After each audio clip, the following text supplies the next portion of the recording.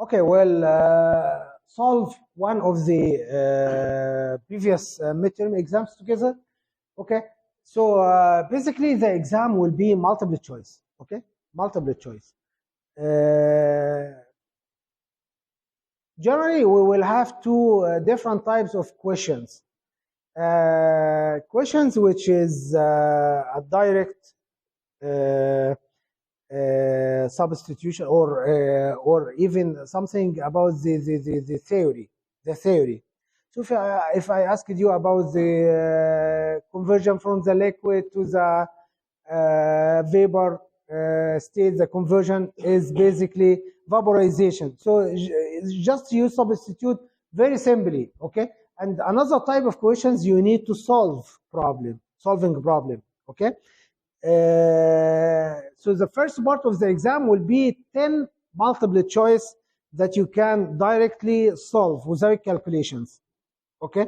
And you will answer this in the first part of the bubble sheet. You know the bubble sheet is 3 parts, okay? The first one is multiple choice, okay? The second one is true and false. We will not use the second part, the true and the false. We will not have true and the false. But we will use the third part, which is supposed to be for matching. It's supposed to be for matching, but we will use it as a multiple choice, okay? So for the solving problems, we will use the third part, which is the matching part, okay? You should realize this from the beginning. Any mistake in this, it means that you will not have the grade, right? You should write all your information by a pencil so that if you want to change, because we will not have extra sheets, okay? You write, you should have the pencil with you, and you have also erasers, okay? So you use both of them properly. Make sure to write your ID correct, your ID, and you write your name and ID, okay? Also, you write it. Abide with this information because it's tricky. We have 1,300 students in this class, 1,300, okay? So any mistake will not be observable, okay? So it's your responsibility to write this. Okay, I will show you some examples for the direct questions. The first one is, generally, I'm going from solids to liquids to gases. At the same temperature, the kinetic energy is expected to increase or decrease. Very simple, right? Is increase, okay? According to SI system, kg represent a unit of what? Mass? Or what? It said mass, force, pressure, none of them. Which is correct? Why none of them? Because it is K capital. And the K capital is the temperature unit, right? Right? So you should observe this, okay? We'll play in every single point. As we did in the illustration, I didn't leave anything. I opened for you all the cases, right? So we will play the same way in the exam, okay? Okay.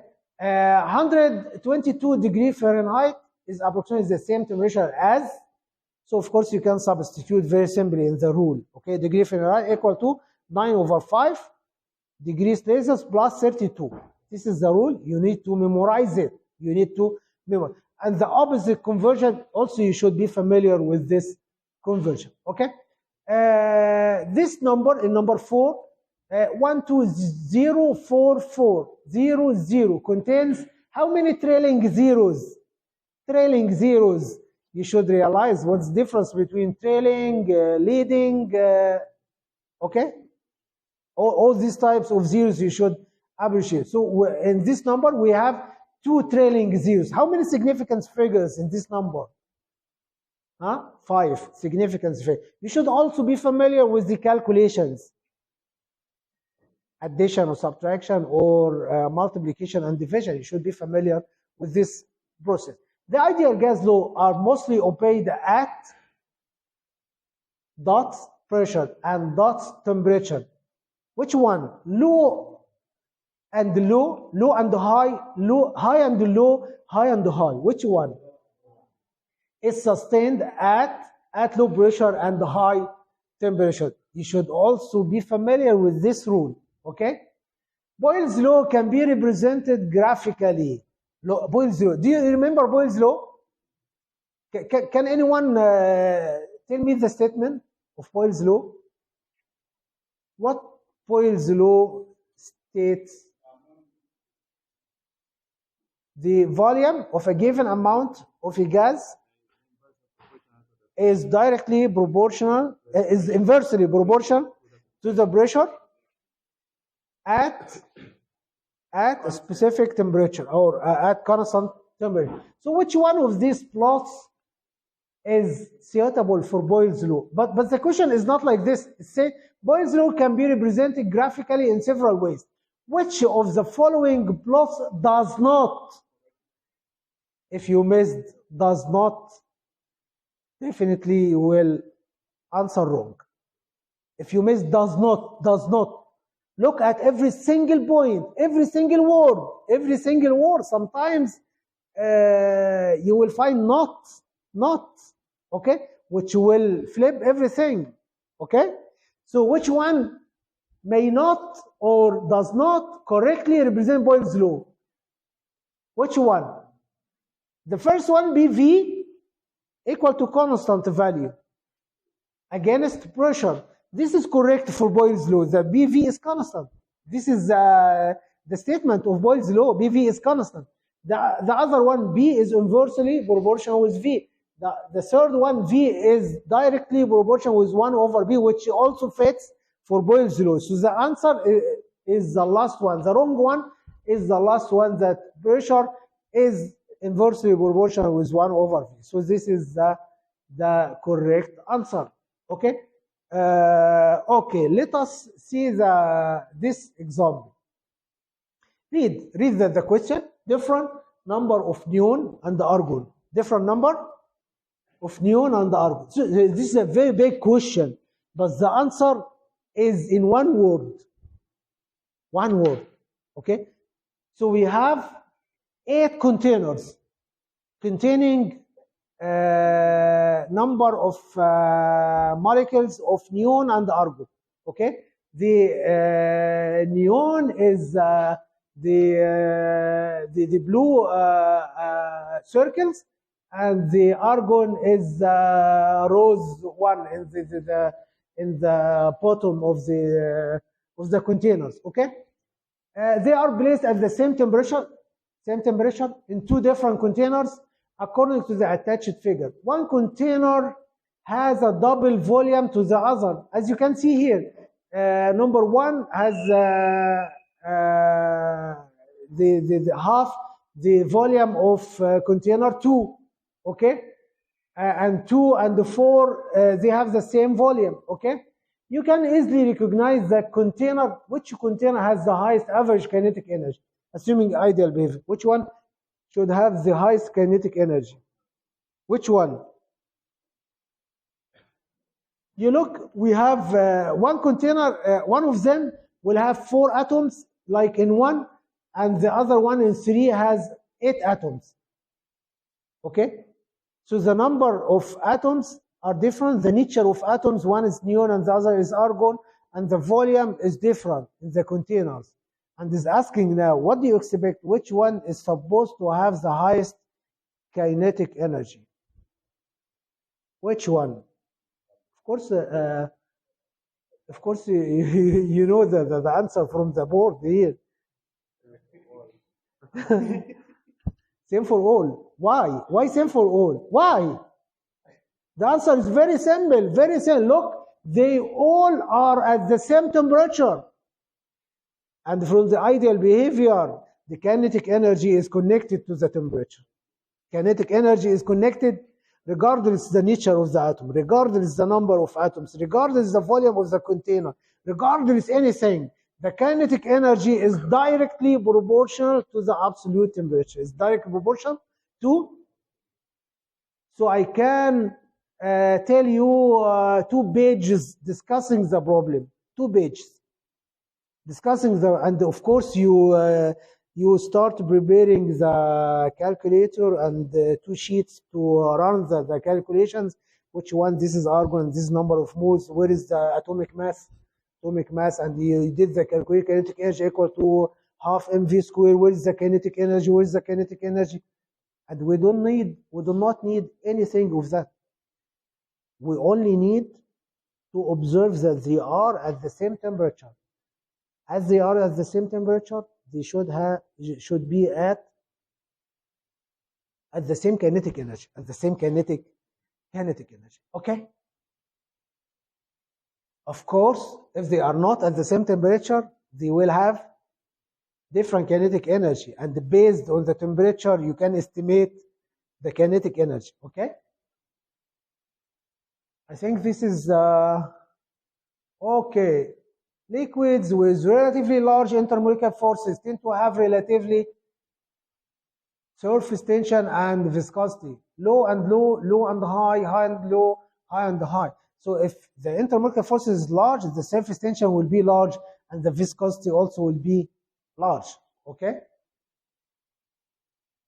The typical combustion of methane. This is one of the questions that you will see in the next part, in you will see in the matching part in the exam, okay?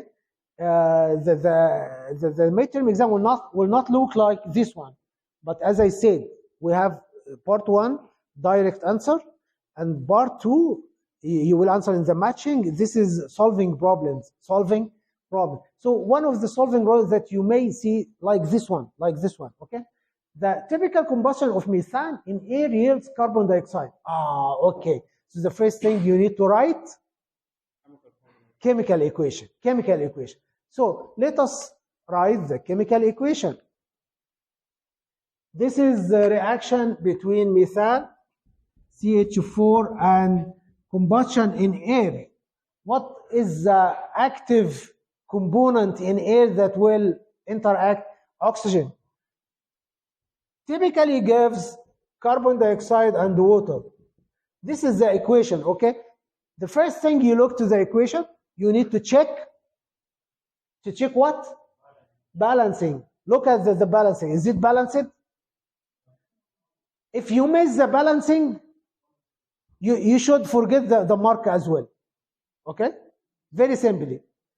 If you forget the balancing, do not ask about the mark, okay? Okay? I'm sure you will miss it. I'm sure. Because this is it's not the first time to teach. Every time we do the same and we observe the same. It's up to you. Okay? So check the balancing. This is 1 carbon. This is 1 carbon. This is 4 hydrogen, but this is, you put here 2. So how many oxygen atoms we have here? 4. So you put here 2. If you made this point, everything will be wrong. Okay? So this is the equation. Is written balanced. The question is saying the typical combustion of methane here, carbon dioxide, if 32 gram of methane, 32 gram of methane is interacted with mixed with 32 gram of oxygen. What is the theoretical yield of carbon dioxide? It's asking about the theoretical yield. Oh, so the first thing we need to assign here, what we want to look for here? What we want to look for here? Did you hear about limiting reactant? Do you remember the sandwich? The first thing we need to know, where is the sandwich? And which will be limiting the amount, According to the stoichiometry of this equation, 1 mole of CH4 requires 2 mole of oxygen, right? Okay? Can you convert this to number of moles?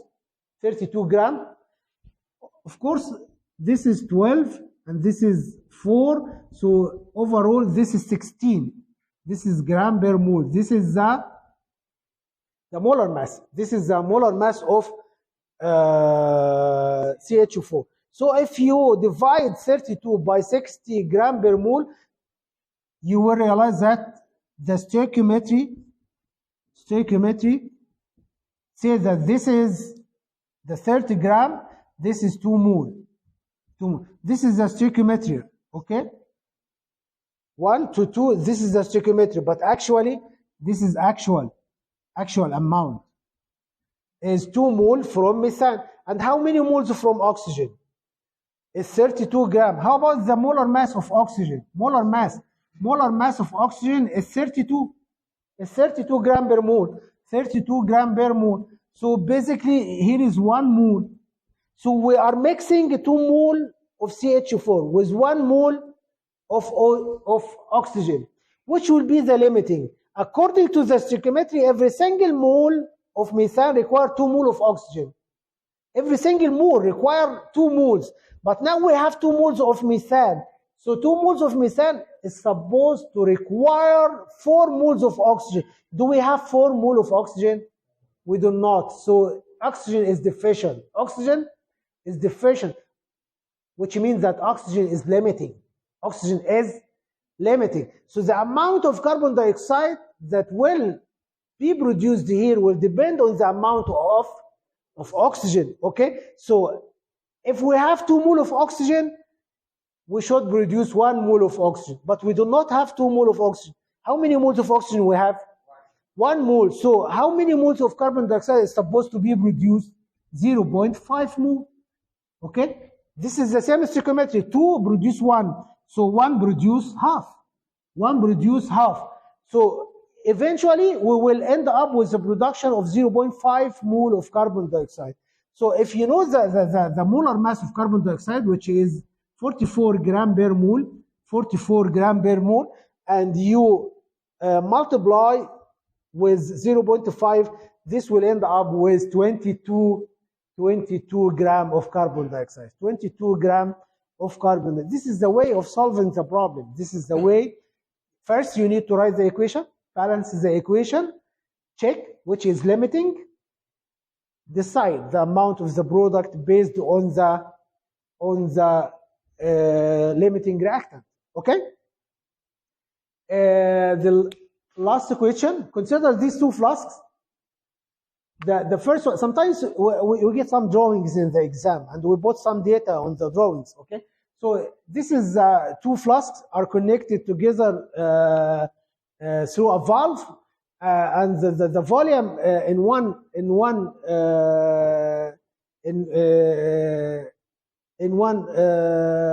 part here is 2 liter hydrogen, which exists at 475 torr. And the other one is 1 liter nitrogen at 0.2 atmosphere. Of course, you can convert from atmosphere to torr to have the same unit for both of them. Okay, so now we need to, the question is, if the valve between the 2 flasks is open, the total pressure will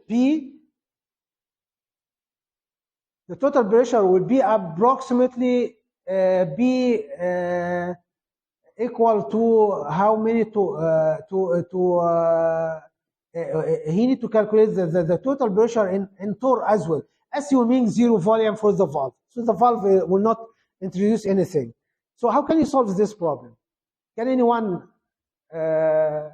solve it? Can anyone solve it? We have 2 flasks. Everyone has a specific volume, specific pressure, and the other one has also the same. Okay, so we need to open the valve to mix the gases together, and is asking now about the total pressure. How can you calculate the total pressure? How can you calculate it? Can you solve it? Okay, let me solve it. Today I will solve, but the midterm you will do it yourself. Okay? Okay. It's basically we have 2 different gases. One is confined in the right flask and the other one in the left flask. Okay? If you open the valve, the same amount of the gas will occupy the whole volume. So the first of all, we need to calculate the whole volume. Can you calculate the whole volume? The whole volume of the 2 flasks. One is 1 liter and the other one is 2 liters. So the total volume will be 3 liter. 3 liter is total volume is 3 liter. Okay? Because it is also told you that the valve is volumeless. The valve is volumeless. So the whole volume will be the summation of the two volumes of the two flasks. Okay?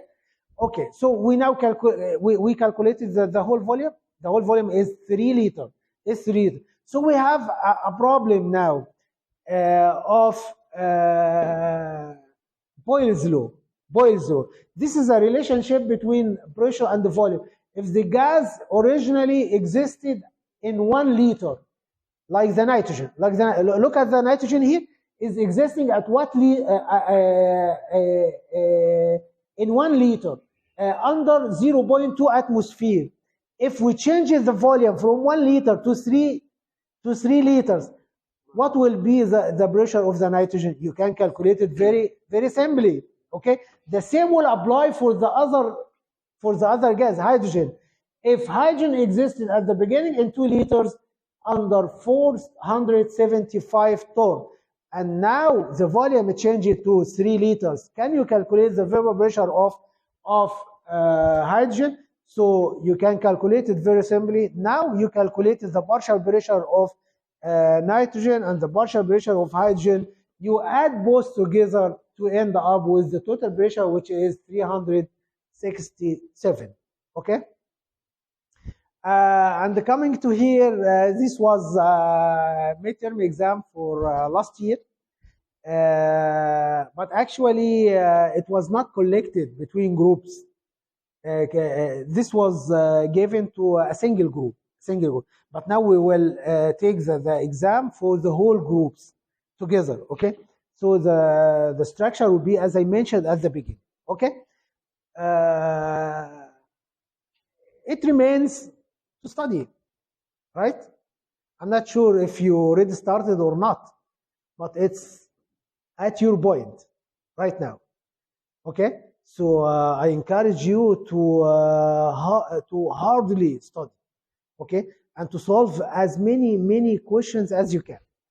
Okay, so I will see you next week in the exam, inshallah, and the week after, inshallah, we'll be here in class in Ramadan, inshallah.